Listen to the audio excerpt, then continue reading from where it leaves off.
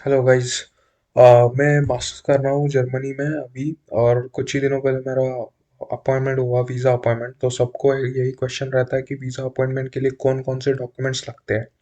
तो इस वीडियो में हम बात करेंगे वो सारे डॉक्यूमेंट्स जो वीज़ा अपॉइंटमेंट के लिए लगती है, और मैं गारंटी देता हूँ कि इस डॉक्यूमेंट्स के बाहर का एक भी डॉक्यूमेंट आपको नहीं लगेगा to get a visa appointment.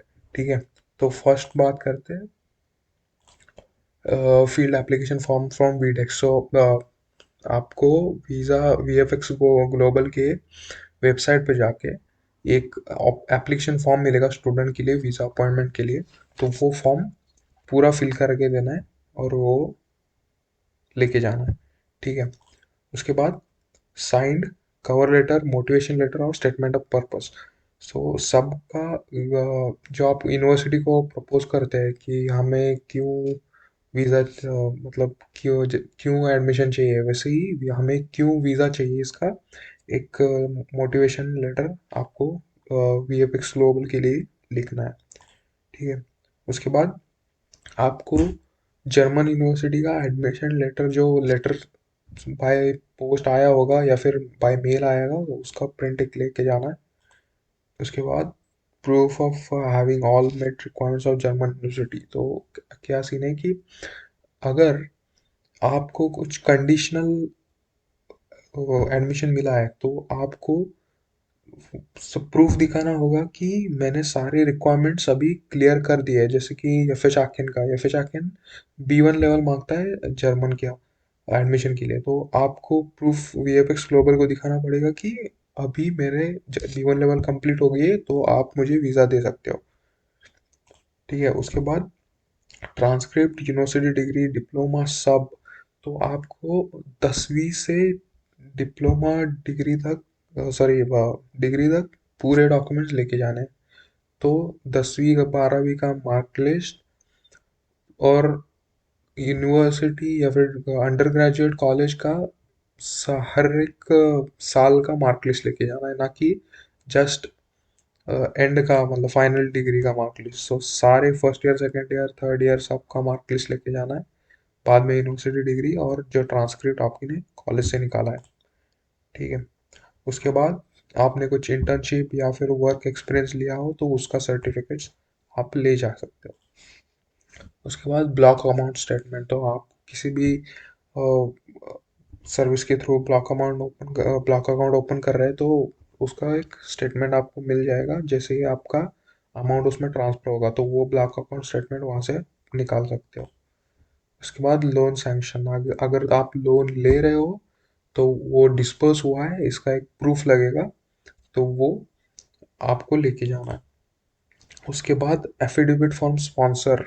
तो ये सबसे इम्पोर्टेंट चीज़ है कि अगर आपके मास्टर्स के लिए कोई स्पॉन्सर कर रहा है, जैसे कि आपके पापा आपके लिए पैसा इकट्ठा कर रहे हैं कि आप, तो आपके पापा के साइड से एक एफिडेविट लगेगा हाँ, मैं अपने बच्चे को सपोर्ट कर रहा हूँ और जो भी फाइनेंशियल्स लगेंगे तो वो देने के लिए मैं तैयार हूँ, ऐसा एक एफिडेविट लगेगा। तो इसका ये टेम्पलेट मैं डिस्क्रिप्शन में डाल दूंगा। ये टेम्पलेट के हिसाब से आप एफिडेविट बना सकते हो और वो रजिस्ट्रार से एफिडेविट बना के ले सकते हो।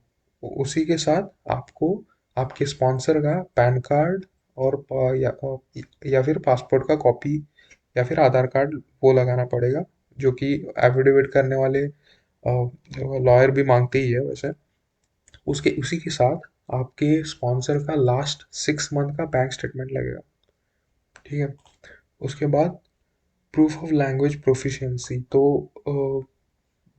इंग्लिश का प्रोफिशिएंसी लैंग्वेज तो वो कंपलसरी है, तो वो आईएलटीएस का सर्टिफिकेट आपको लगेगा ही। वो should not be older than 2 years.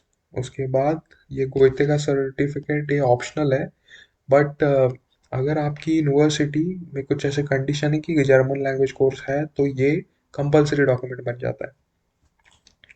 उसके बाद ट्रैवल इंश्योरेंस और हेल्थ इंश्योरेंस, ये भी डॉक्यूमेंट्स आप जब ब्लॉक अकाउंट ट्रांसफ़र कर देंगे तो ये मिल जाएगा आपको। उसके बाद legal contact and legal representation information, तो ये एक वीएफएक्स ग्लोबल की तरफ से एक डॉक्यूमेंट आता है। ये डॉक्यूमेंट आप वेबसाइट से भी ले सकते हो, या फिर मैं डिस्क्रिप्शन में इसका एक पीडीएफ फाइल अटैच कर दूंगा, तो वो वहाँ से डाउनलोड कर सकते हो आप। उसके बाद स्टूडेंट क्वेश्चनरी, ये क्वेश्चनरी आपको मैं डिस्क्रिप्शन में अटैच कर देता हूँ, तो वो आप ले सकते हो। उसके बाद पासपोर्ट कॉपी लगेगी और ओरिजिनल पासपोर्ट भी लगेगा। ठीक है, तो उसमें कॉपी में बायो पेज और एड्रेस पेज दोनों आना चाहिए। उसके बाद पासपोर्ट साइज फोटोज लगेंगे। इसका पूरा गाइडलाइंस वीएफएक्स ग्लोबल के वेबसाइट में लिखा है, तो वो पीडीएफ भी मैं अटैच कर दूंगा डिस्क्रिप्शन में, तो उस पर चेक कर लो कि टोटल गाइडलाइंस कैसे है। और मैं आपको बता देता हूँ कि मेरा ये पासपोर्ट फ़ोटो गलत हो गया था, तो वहाँ पे वीएफएक्स ग्लोबल के बिल्डिंग में ही आपको गाइडलाइन के हिसाब से वो फ़ोटो निकाल के भी दे सकते हैं। उसका चार्जेस वो लेते हैं अराउंड 150 रुपीज़। सो मैं सजेशन देता हूँ कि आप गाइडलाइंस प्रॉपरली चेक करो और उसी के हिसाब से फ़ोटो निकाल के ले जाओ। उसके बाद एडिशनल डॉक्यूमेंट्स भी कुछ लगते हैं, जो टोटली ये ऑप्शनल है। ये का कंपल्शन नहीं है कि ये चाहिए ही चाहिए। आप देना है तो दे सकते हो, या फिर नहीं भी दे सकते हो, कोई दिक्कत नहीं है। तो अगर ये अगर आपका कोर्स पेड है तो उसका पेमेंट रिसीव्ड, एडिशनल कुछ कोर्स किया है जो आप जो मास्टर्स कर रहे हो उसके लिए रिलेवेंट है, तो उसका सर्टिफिकेट आप लगा सकते हो। बट वो आएगा इंटर्नशिप एंड वर्क एक्सपीरियंस के सेक्शन में, वहाँ पे वो एडिशनल सर्टिफिकेट्स ऐड करने के लिए बोलेंगे वो। उसके बाद अगर आपने कुछ ऑफिस में का वर्क एक्सपीरियंस लिया है, तो उसका रिलीविंग लेटर, मतलब ऐसा है कि आप अभी इंडिया में कुछ डिपेंडेंट एक्टिविटीज़ नहीं रखे हो, ऐसा प्रूफ ये बताता है। तो ये आपने ऑफिस से रिलीव किया है, तो आप टोटली जाने के लिए तैयार हो बस। ठीक है, तो दैट्स इट, यही डॉक्यूमेंट्स लगते हैं। जो जो मैंने डॉक्यूमेंट्स बोले हैं वो अटैचमेंट में डाल दूंगा, मैं डिस्क्रिप्शन में डाल दूंगा, तो वो आप चेकआउट कर सकते हो और इजीली वीज़ा के लिए अपॉइंटमेंट ले सकते हो। Thank you.